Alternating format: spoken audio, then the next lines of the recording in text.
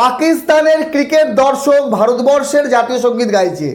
একজন ভারতীয় হিসেবে এই দৃশ্য দেখার পর গর্বে আমার বুকটা চওড়া হয়ে যাচ্ছে। সত্যি কথা, পাকিস্তানের সব মানুষ খারাপ না, বাংলাদেশের সব মানুষ খারাপ না, ভারতবর্ষের সব মানুষ খারাপ না।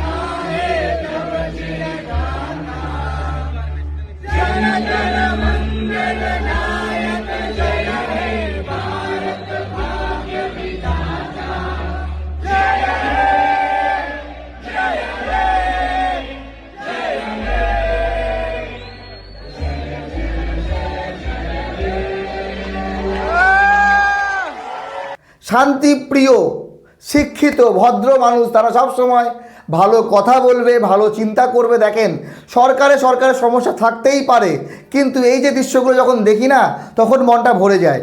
দেখেন, আমাদের মতবিরোধ হতে পারে, আমরা খেলায় হারতে পারি, জিততে পারি, কিন্তু দিনের শেষে আমরা মানুষ, আর এই জিনিসটা ভুললে চলবে না। আর এই জিনিসটা যারা ভোলেনি, তাদের জন্য এখনও পৃথিবীটা আছে। তো আপনাদের মতামত জানাবেন। পাকিস্তানের এই দর্শক যারা ভারতবর্ষে জাতীয় সঙ্গীত গাইছে, তারা কি ভাইরাল হওয়ার জন্য গাইছে নাকি মন থেকে? তারা যদি ভাইরাল হওয়ার জন্যও গেয়ে থাকে, তবুও আমি মনে করি ভালো একটা মেসেজ সমাজে যাচ্ছে। ভারত, পাকিস্তান, বাংলাদেশের সব মানুষ খারাপ না, কিছু মানুষ তো থাকেই যারা বিরোধিতা করে।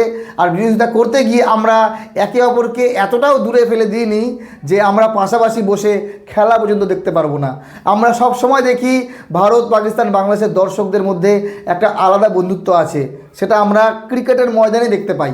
মতামত জানাবেন। ভালো থাকবেন সবাই।